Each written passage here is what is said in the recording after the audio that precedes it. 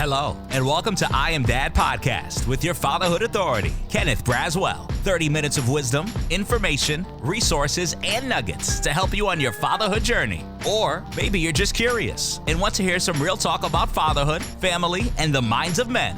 Well, guess what? We got you too. Sit back, grab your pad and pen, and maybe even bring a little something to sip on. Enjoy 30 straight minutes of fatherhood, family, and fun with the Fatherhood Authority, Kenneth Braswell. Welcome to I Am Dad Podcast. I'm your host, Kenneth Braswell, and thank you again for showing up and listening to another episode of this particular podcast. You guys have been awesome and great. I tell you that every week. I'm always pleasantly surprised by the emails and text messages and things that I get from those of you who have listened to both the podcast and the videos on YouTube. And so I thank you very, very much for your attention to this. Didn't know how this was going to work itself out. Been wanting to do a podcast for a minute, tried it some years ago. Didn't have the time to really keep it up, and this time committed to doing it and staying consistent and really working this thing out to see where we go with it. But I'm also always eager, because it gives me an opportunity to touch base with people in the field of fatherhood that I have admired. I've watched do their own area of work, have really been informed by the work that they do, and wanted to begin to do something to elevate their voices and their work as well, so that we can round out what the public knows about the responsible fatherhood work, because in many circles that I go in, people don't even know there is a responsible fatherhood work. And so I want to get the expertise that's out there and those who have been toiling in this space for so many years to bring them to the forefront, so that when people are looking into and thinking about fatherhood engagement, that they're talking and listening to the right people. And the person that I have on today is one of those people. He is Armin Brott. He's a Marine, which I did not know, but has dedicated his last 15 years to providing men with the tools, support, and knowledge to help them become the fathers they want to be and their families need them to be.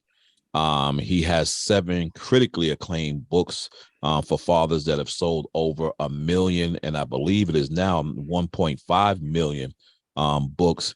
One of those titles include something that we're going to talk about today, and that is The Expectant Father: Facts, Tips, and Advice for Dads to Be, and The New Father: A Dad's Guide to the First Year.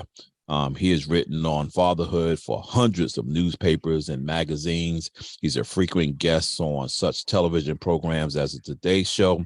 He also writes a nationally syndicated newspaper column called Ask Mr. Dad, and he hosts a syndicated radio show called Positive Parenting, and he lives with his family in Oakland, Oaktown, California. How you doing, Armin? I'm all right. How are you doing? I'm, blessed and highly favored, and glad to be seen and not viewed, as one of my good friends always says to me. And so, but I wanted to I'm not sure what that means. But... You didn't seen and not viewed? Well, typically, I'm sure you know what it means when you're being viewed, right? Well, yeah. Well, right. I'm seen, but not under the microscope, I guess, something like that. Yeah. That's And so I had a chance to get I think it's your latest copy. I think this is the latest one. And so I think 3 versions back. I might even have all 5 of them. I know I have a few of them. I have to go and find them. They're probably in shelves somewhere. And this is the newest edition of The Expectant Father: The Ultimate Guide for Dads to Be, by Armin Brott and Jennifer Ash Rudick. And it is a New York Times bestseller. And it's crazy, Armin, every time I see this book or I'm reminded of this book, I'm often reminded of the times that I stand in front of people and say, when you had a child, they didn't give you a manual. but I never like go a step further and said, one has actually been written. You just don't get it. And so I have to change that dialogue when I stand before people and say, you didn't get a dad's manual when your child born, to let them know that a manual does exist. And we're so grateful to you for doing this. But what stimulated you to engage in this project now 5 editions ago? Well, when it first started, I was an expectant father, the idea started bouncing around in my head. And there were no classes for expectant dads. It was, you'd have to go to the birthing class with your partner. There were no books, certainly nothing for expectant dads in the book department. Every once in a while, there'd be an article in one of the women's magazines about how to get your husband to do more stuff around the house, which was not really the information that I was looking for. And then the story that I like to tell, and when I'm teaching classes for expectant fathers, is it used to be what to expect when you're expecting was the Bible for women. And there was a little section about this big, paragraph or so, not even half a page, about why men would have affairs during their wife's pregnancy. Wow. Which was about the only time they really ever addressed fathers in the whole book. And it just pissed me off. Really, I mean, to get down to it, that just really, really pissed me off. And then when the baby was born, I started reading to her from the moment she was born. And I realized very quickly that there were almost no dads in the books that I was reading to her. There was all this, is your mama a llama? And everything is all about mom. And if dad was there at all, he would bounce the kids on his knee before putting them to bed on the last page of the book. That was when you saw dad. And I thought, this is just absolutely ridiculous. Here I am. At that point, I had decided to be a stay-at-home dad and thought, it's outrageous. And so I sat down and started working on the book that became The Expectant Father. And it really has been, and also the book that you mentioned, the first year, there's one for toddlers also, there's one for military dads, there's a whole bunch of different books. But it became the books that I wished I would have had at the time, because I realized after talking to other guys that there was a lack of information, there was a lack of resources, a lack of support, and most importantly, this is the biggest thing, a lack of understanding by the dads themselves, by their partners, and by society of exactly how important fathers are in their kids' lives. What is it that dads contribute to their kids and to their relationships that is so important? And that was missing. And that's what I have been trying to fill ever since, is to let people know dads, and you do the same work, dads are important. And by supporting dads and encouraging dads and facilitating their relationships with their kids, we are going to help not only dads, we're going to help the kids, and we're going to help society as a whole. I know that sounds kind of grandiose, but that's really what it comes down to. It's one of these situations of rising tide lifts all boats, right? You help dads, you're going to be helping moms, you're going to be helping kids, you're going to be helping our institutions and society as a whole. I had the opportunity yesterday to keynote at Region 4's Head Start Institute here in Atlanta that covers, I believe, 8, if not 9 southeastern states. And it's amazing because as I walk to the podium, and we both know this, and I knew it, but every time I see it, I don't know why I have a reaction to it when I see it. But I looked out into the audience of about 150 people that was in the auditorium at the time, because I was actually the last speaker of the day. So, most people have, cut out. But of the 150 some odd people that were in the audience, there were only, including myself, 5 guys that were there. And I always somewhat take a pause when I see that. But, but your speaking skills take over and your personality take over, and you begin to kind of realize who you're talking to, and you just speak to them in their language with the things that resonate for them, and try to connect what is their experience to understanding the experiences of the fathers who are on the other side of the moms that they serve, in the Head Start space. And it's amazing because I was going through some of the statistics, and when you talk about fathers in that early childhood development space, I was sharing with them 3 stats that I kind of hang on and actually developed a program around called the Drive to 5, about the fact that 85% of non-married couples are still romantically connected at the birth of their child. What that means for us in this space is that's an opportunity. That's an opportunity to find a way to begin to speak to both parents about co-parenting, about the importance of fatherhood, as well as the importance of motherhood, and how those 2 things complement each other. And then I go on to tell them the second stat, which is by year 1, there's no significant difference in day-to-day activities between the non-married dad and the married dad. However, by year 5, the non-married dads are less likely to spend significant time with their children, which means life happens from 2 to 5 years old. And so you talked about starting this book when your children were born and you were looking for resources for yourself. I got to imagine that throughout the years of you writing this book and then being a dad at the same time, that the research you were doing and the work that you were doing to complete this book taught you something as well. What did you learn from the work that you were doing in writing this book? I think that the biggest thing I learned was it's really never too late. That you got to just get in there. And it was a message that I think is so important is kids are remarkably resilient little creatures.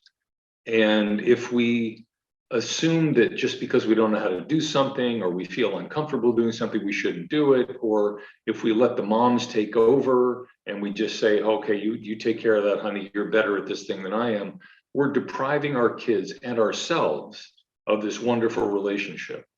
And so the way that moms get better at stuff, and we have this idea that moms are naturally better, they really aren't. I mean, they're certainly better at breastfeeding because they've got breasts, but they aren't better at taking care of kids. It's really an on-the-job training kind of thing. And if you don't have the on-the-job training, you're not going to be good at it. The way that moms get better at it is they make 1,000 mistakes. They figure out all sorts of stuff that doesn't work.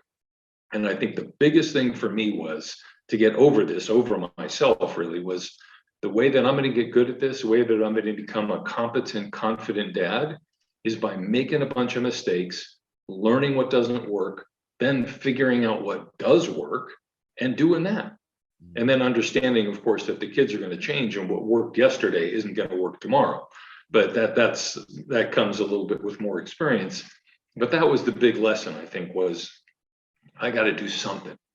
And I'm not going to be able to just tune in when my kids are 16 and start deciding that I want to be an involved dad and have a close relationship with my kids. That relationship at 16 is built on the one at 14 and 12 and 8 and 6 and 2 and 3 months. I mean, it's built on from the very beginning. So that I think was really one of the most important messages. And I think just to get back to your story about the Head Start, I think a couple things are so important about that. And I say this half jokingly, is that fatherhood is a woman's issue. And women are so involved and they have so much to benefit. It's too bad that there couldn't have been more guys there, especially at Head Start, because I worked on some projects with Head Start. One of the things that's so important for guys to understand is, and for Head Start to understand too, is that encouraging the father to get involved during pregnancy has tremendous benefits for the woman and for the baby. That when the dad is involved, he helps her go to those prenatal visits, which are incredibly important. That reduces her stress. And when her stress is reduced, she's less likely to have a premature birth and less likely to have a low birth weight baby. And we know from looking at research that premature births and low birth weight babies, that's associated with a cascade of problems that can last throughout life. So getting the dad involved, explaining to him, you are incredibly important. Let's get you some resources so that you can go to the prenatal visits and you can ask questions about what's bothering you, but you can also gently encourage your partner to go that we're doing them a huge favor, but we're not supporting the dads as much as we should, and we're suffering because of it. Right. I gotta imagine that when you first had the thought about writing this book and then approaching publishers about this particular subject matter, that there probably was a level of pushback or either intense questioning on what exactly were you going to write and whether or not this book would be something that people would be interested in. Talk about that process in getting the publisher or publishers in a space that they understood that writing this book had value for a population that they probably did not consider as book readers. Yeah, it's an interesting story because it's not the typical one that you might think. I had been circulating a proposal to do a book on men in general and the way that men were kind of left out of everything, and I wasn't getting much traction. And I published an article, it was in the New York Times Magazine, where I described the situation where I was pushing my daughter on a swing in a park, and she was about 6 months old. And the little girl had climbed up a ladder next to me to go down the slide. And I looked over and I saw she was about to fall backwards down the slide. I mean, she off the stairway down. And so I just reached over there and I grabbed her out of the air and I put her on the ground. It wasn't, no big heroic thing. But this woman comes over, snatches up this girl and glares at me and says to the girl, "Did he hurt you?" Mm. And I thought, man, that is just not what's going on here. And she looked at me. Didn't look any more like a serial killer than I do now. And she was essentially accusing me of having abused her child.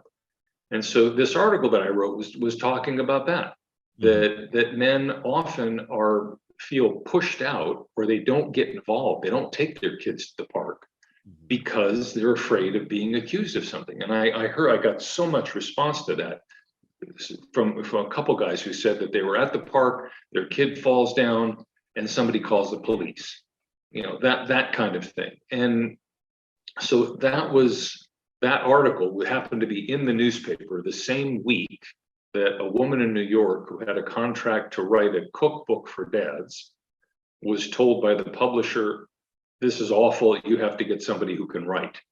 So she contacted, I'm not exactly sure how it happened, but she got in touch with my agent, and so the publisher contacted me actually. So I skipped a little bit of the traditional step of sending around the proposal. They contacted me, they said, "We want to write a cookbook for dads." And I said, "I have no interest in writing a cookbook for dads, it's crappy writing anyway. Here's what I'm going to do for you." And they looked at it and they said, "Wow, this is good." And okay, we'll do that. Mm-hmm. So I was very lucky that they were open and flexible, and that they saw that there was a niche there. Mm-hmm. Although I got to say that the first within 6 months or so after the book came out, this was back in 1995, the very first version came out. I was at a book fair in Los Angeles, and a lot of people are lined up to get free copies of the book. People line up to get free copies of every book. And one of the first people in line was a woman who comes up to me. She says, "Why did you have to write a book for fathers? Mothers are the ones who go through all the pregnancy stuff. Fathers don't need this." And I said, "That's exactly why I had to write a book for fathers, is because of that attitude." Mm-hmm. that people have this idea that fathers don't need to be involved. So it was, I got lucky, very lucky, that just through chance, this woman happened to have seen my article and contacted me, and I was able to do that. But there still was some pushback from the public and from other publishers. I mean, since then, I get contacted all the time by guys who want to write a book, and it's hard. It's hard. It's not a space in the publishing world that is given a lot of shelf space. Right. Well, you're talking to somebody who, I've never wanted to go the traditional route of having, my books published, my biography, my 4 children's books, and the graphic novel that I now have sitting, on my desk. And the thought about writing these other books, particularly around this fatherhood space. I've never written a book specifically on fatherhood. And people's like, you got to be kidding me. You're like, you've never, I was like, I've never given it thought. I have 3 or 4 books in my head that I would like to write, but I don't know if I want to go through the process, of writing a book that no one would see and would lend no value to the space itself. Which leads me to talk to you about a little bit. I'm sure that the research that you have to do to publish this book, particularly from edition to edition and scanning it and trying to see what's new, what's the new research, what's the new trending, what areas of the book needs to be changed or upgraded or spoken about differently. Talk to me a little bit about that process through which you go through to actually go from one edition to the next. Well, I happen to be a bit of a research nerd, and I'll tell you, when I first started the first edition of the book, this may seem a little embarrassing, but I a couple of years ago had to move from one house to another, and I got rid of some documents that I'd been carried around. I had a four drawer file cabinet, with standard size file cabinets. The entire thing was filled with Xeroxed research papers that I got out of the research libraries at UC Berkeley, where I spent, I think I probably should have been charging me rent. I was in there so often. And it was, I go through, so when I'm updating it, and I'm probably going to be doing an update of the book that you held up just a few minutes ago, fairly soon, I'll go through it from the very beginning, read every sentence, and figure out, is there something that's changed here? Is there something new?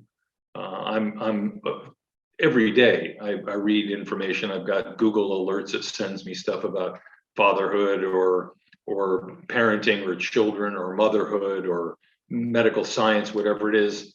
And so I'm constantly saving documents and saving studies and files.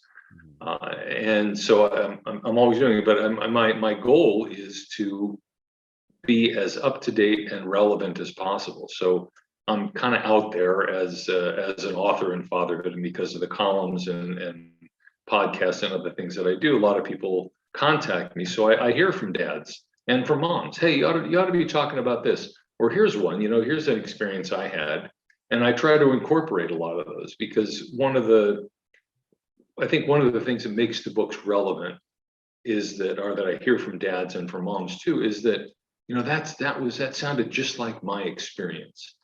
And I try to incorporate. Not everybody has the same experiences, of course. That would be unbelievable to try to write a book that everybody is going to find resonates with them. But to include the things and to make this something that's real. That this is what you may be feeling, and this is another possibility that you may be feeling, and here's how dads deal with that.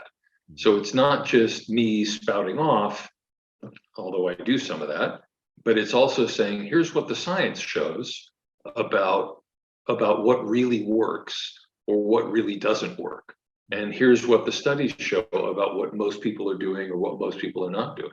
And so it provides a real world, field tested strategies kind of thing, along with the science. It makes a nice balance for those who want the science, and that would be me. I want to find out, show me the study. And then, we'll see how it works from there. Wow. So one of the pieces of work that, I was engaged in and still engaged to a certain extent is the work around addressing the Monahan Report that specifically talked about Black families with an eye on its core around Black fathers. And one of the things that always intrigues me about the Monahan Report is when it was written in 1965, there was no language or subject matter in there that talked about incarceration. It wasn't a subject matter at that moment. Right. And now it's a critical conversation.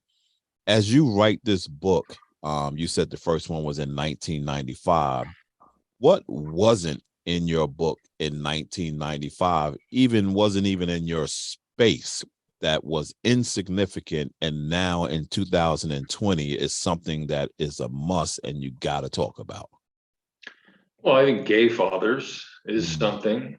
I haven't addressed the issue of trans men, which I suppose is going to come up.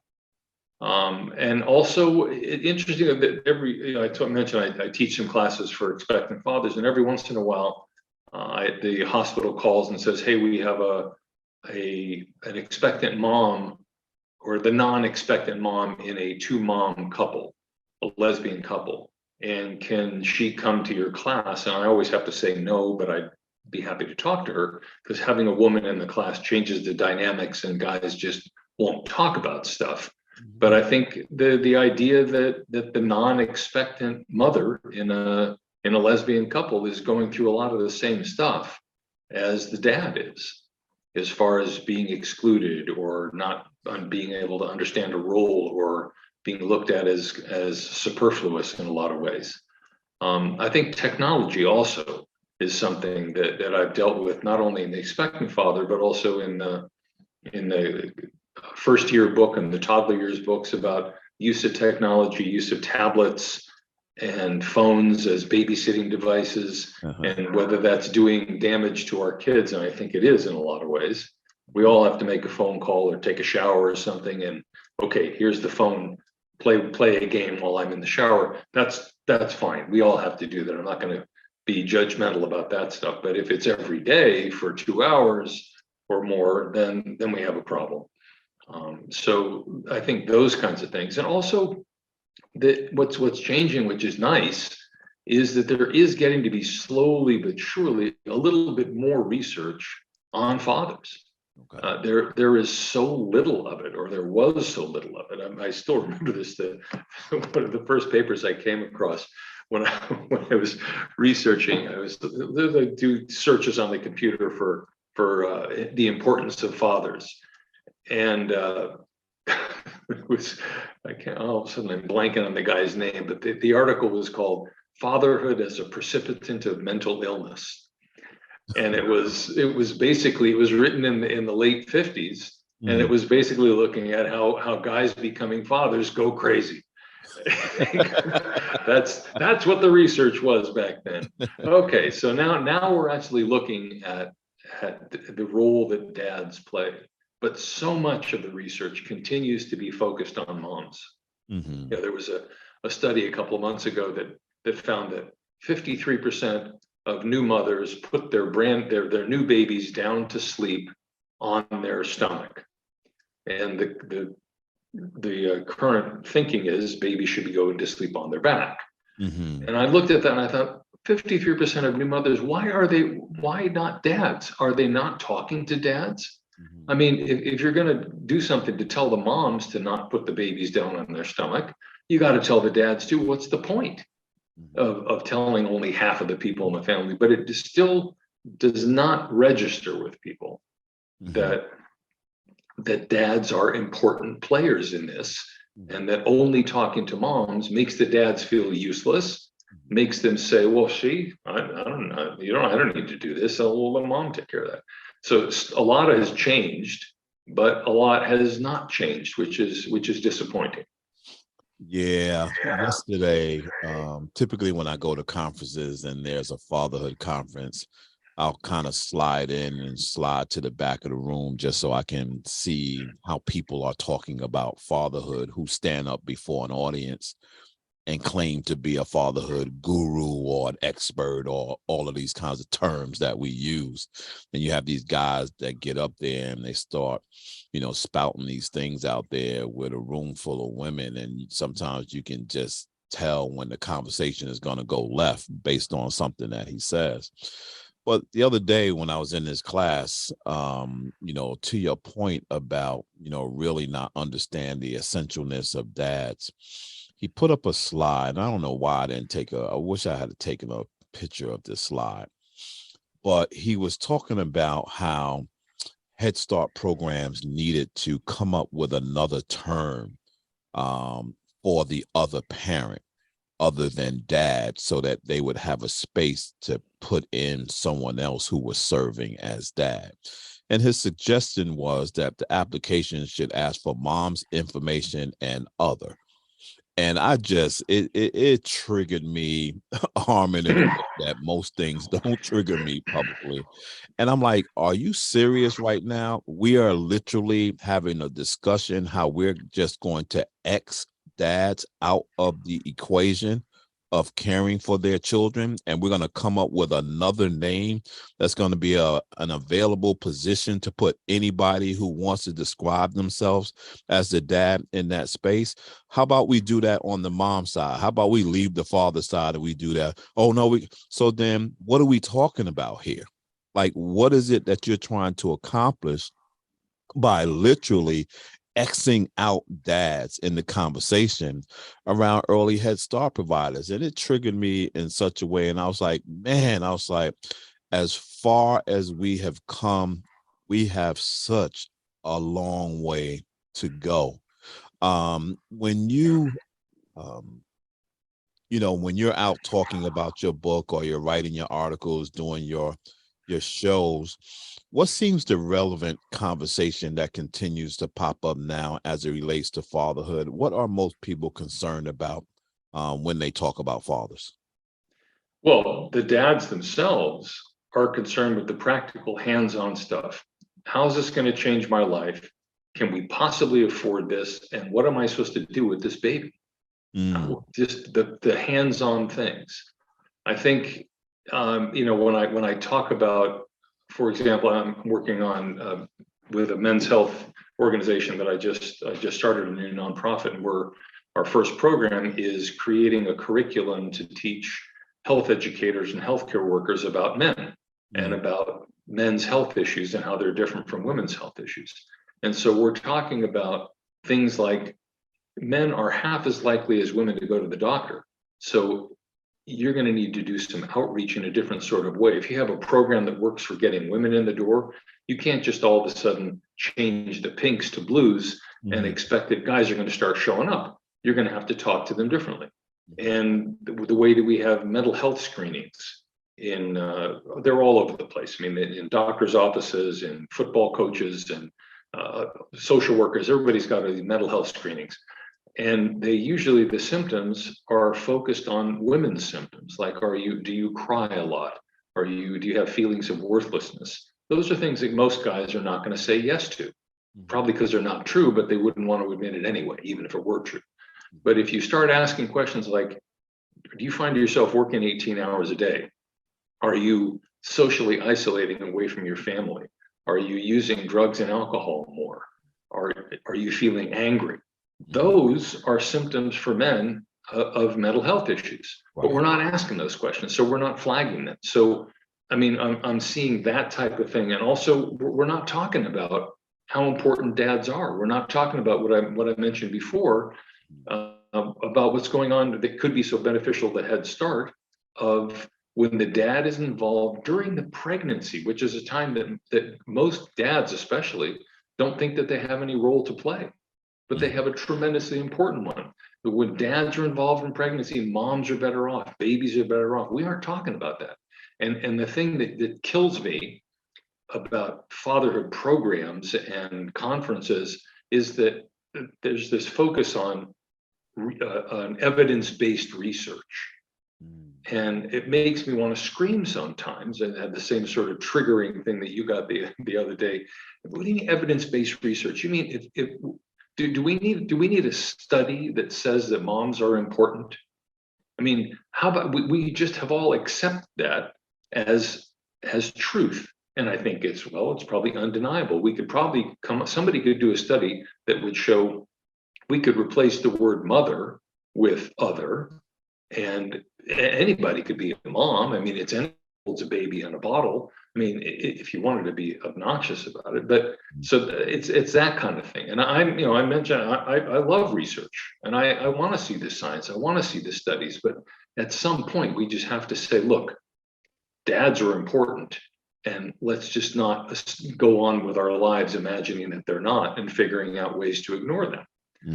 It's unfortunate. And then I think also we could go down some political road here, but I was supposed to do a class for city government workers who deal with a lot of divorce and custody things. And so we're talking about the role of fathers, and I was going to do a webinar for them. And somebody comes back and says, well, what about trans men? And I said, well, I'm probably not the person to talk about that, but I would be able to find somebody who could talk about that particular issue. And so it was about defining the role for the word father. And I mean, the reality is that trans men are a very, very tiny minority of fathers. But because of that, we ended up having to cancel the bigger event because they couldn't figure out a way to give everybody equal time. And I mean, I try to be as sensitive and open and accepting of everybody, because I think we need everybody in the fatherhood space. There's plenty of room, and there's a lot of work we have to do. But in the name of offending two people, we're going to cut off access to information for 98. That doesn't make a lot of sense, Right. because you can't satisfy everybody. Absolutely. Yeah, this that came up yesterday too in the conversation, and I've just I've taken a position in my personal and professional life, particularly as it relates to Fathers Incorporated. And I always say that I in no way speak for our work with the federal government, nor do I speak on behalf of the federal government. However, in my personal space, it's an irrelevant conversation. What are we talking about? So when people ever pose that to me, I said, what about them? What is it? What's your real question? Right? Because there's always a real question. There is the bait that they throw out to you to see how you're going to respond to it. And then there is the real question. What are you asking? Get specific about what you're asking me so I could be specific on how I answer you. And then I give them the perspective of our agency and how we handle that. And I'm able to put not barriers, but boundaries around our work. So to your point, we are very clear about what we mean in our agency about the definition of fatherhood, which is a biological definition. And we stick with that. It's a biological definition. So the question is, what happens if someone with a trans background comes and wants to enter your classes? Very good question. I'm glad you asked that, because we actually had one. And when they showed up to us, they said, Mr. Braswell, it was a she who identified as a he, wanted to know whether or not he could take the classes. And I said, do you identify as a father? And he said, yes. And I said, you could come on. I said, fine, come on in. I said, how I define father and how I allow people to come into my programs is based on situations. There's some men who are dads that we won't let into our program because of situations and issues and things that they might be going with. So there's a protocol and criteria for everybody who comes into the program. But if you're asking me about who is a father, that's two different conversations. And what I said to him was, listen, here's what I need for you to understand. Understand that what you're going to learn in this class is going to be from the masculine perspective. That's who we are. That's what we do. But then also understand this, 90% of what we talk about will work for you, because 90% of what we talk about is pure parenting. Doesn't really matter whether you're an eggshell, a turtle, an elephant, a man, a woman. If you understand English and you want to be a parent, you're going to glean something from our program. So it really doesn't matter what you are. But if you feel that you're going to be playing this role, understand that the way we're teaching this role is from the masculine perspective. If that's not what you want, then I have to offer you to someone else. You're not going to get it here. And every program, every space has the option of doing that without being discriminative, which is why I talk about people who ask that question throwing out bait to see how you're going to respond so that they can define you or as A or B. I dismantle that before it even gets into the sphere, because when you ask the person to frame the question so that it makes sense and ask me the specific question, 90% of them can't do that. That's a great strategy. Yeah, I think it gets so complicated that I think it's okay to talk about fathers in a narrow sort of way. This is what we're talking about. And yes, a great deal of it is just general parenting, but there are some things that are social, and they're social because of the way society treats fathers and the way the attitude that men have about themselves. So some of it's going to be social, but if you start slicing and dicing so thinly, you'll never get anywhere. You won't be able to teach a class at all, because every individual person. Well, what about left-handed fathers? Wait, what about people who have one blue eye and one brown eye? Well, hold up. You drive yourself crazy. So as people who provide resources, we're, I suppose, taking, you could say, the easy way out or something, but we're saying, okay, we're going to look at the bell curve of where fathers are, and we're going to take the chunk out of the middle that's the biggest, that happen to be people who were born male who produced a father. That is not to say that, for example, and I got a lot of this after the first edition of the book came out, that became a bigger edition later on, guys who become fathers through artificial insemination. Somebody else is the sperm donor. And I talk about how fathers connect, or they start having dreams about the baby, or they have, they look at their baby when the baby's born to see if he looks like him. Well, guys who are not biologically the father are probably not going to have that exactly, but they're still going to have a tremendous connection to that baby anyway. Absolutely. But so there are lots of different things that are going to change. But it's unfortunate. I mean, we're in a time, an era where we talk about birthing persons instead of women, and people with prostates instead of men. I just, maybe I'm a little too old school or something, but it's hard for me to, I mean, I want to be inclusive, and so do you, but we can't be inclusive of everybody all the time, because then you never get anywhere. Right. And, the issue is you can't be so inclusive that you're exclusive. And that's kind of where we move. Then you end up excluding the guys that you were trying to reach in the first place. Absolutely.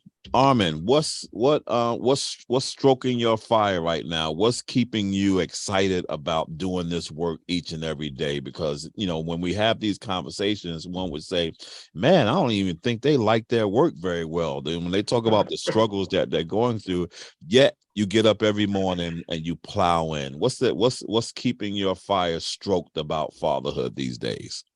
Well, the fact that I get out there and I see more and more guys in parks, I see more and more guys pushing their babies around in strollers, and I hear more and more stories from people about they're taking family leave and becoming involved dads. And then I get a ton of email from people saying, you really helped me through the situation, and thanks to your, I'm not trying to plug myself here too much, but the book made me a better father. Or I get things from moms saying, give this to my husband, and he's so much more involved than the guy down the street who didn't have, it's that kind of thing. It's the feeling that I'm doing the kind of work that I want to do, which is to give dads the tools that they need to be the kind of dads that they need to be, and their kids want them to be and need them to be.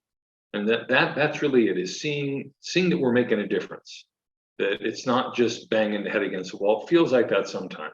There are plenty of times where it feels like we're just smacking my head against the wall and nothing's happening. But then you get a nice email, or you see a nice image of a couple walking down the street with dad is clearly not only doing an involved thing, but he's enjoying it. And the kids are just so into it. You say, in some small way, I may have helped that. Wow. So I think that's it. The nice warm and fuzzy feeling that and seeing that there is light at the end of the tunnel. It's not all bad news. And yes, it's not changing as fast as we'd like it to, but it's happening, and we're fighting the good fight. Absolutely. So let's tell everybody how to get in touch with you, how to purchase your books, how to find your syndicated column, how to listen to your radio show. Let's give everybody all of that relevant information. Well, it's pretty simple. The easiest way is at mrdad.com, mrdad.com. That's where the columns, the podcasts, pretty much everything is there. And if you're also interested, and there's plenty of overlap between fatherhood and men's health, the new men's health organization that I just started is called Healthy Men. It's healthymen.org.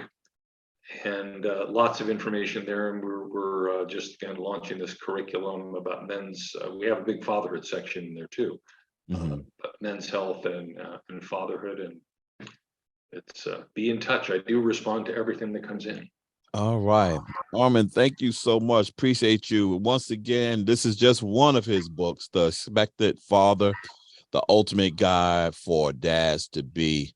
And I think that if you're already a dad, you need to read this book as well. There's some things in here that I've read. I mean, one of the things, Armin, that I love about the way that you wrote the book is that I can see that you really took intentional focus on speaking to men the way men hear, if that makes sense.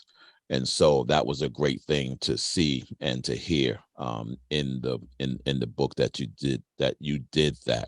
And so thank you everyone for listening to I Am Dad podcast. I'm your host, Kenneth Braswell. Thank you so much for tuning in. Make sure you check us out on all of our social media outlets, on YouTube, on all of your podcast platforms, and our website at iamdadpodcast.com. I will see you next week, same time, same place. Have a great week. God bless. Thank you so much for taking the time to spend with us. You've been listening to I Am Dad podcast. We hope that you have been informed, encouraged you to think, or even inspired your heart for the love of dads. The conversation does not end here. Come back and join us next week. Same time, same place. Or you can continue the dialogue on our I Am Dad Facebook page. We also invite you to listen to past episodes, learn more about us, and keep up with special activities by visiting iamdadpodcast.com. That's iamdadpodcast.com. Until next time, I leave you with this reminder of manhood from 1 Corinthians chapter 13, verse 11. When I was a child, I spoke as a child. I understood as a child. I thought as a child. But when I became a man, I put away childish things. Because of this reminder, I will always understand that I am dad, period.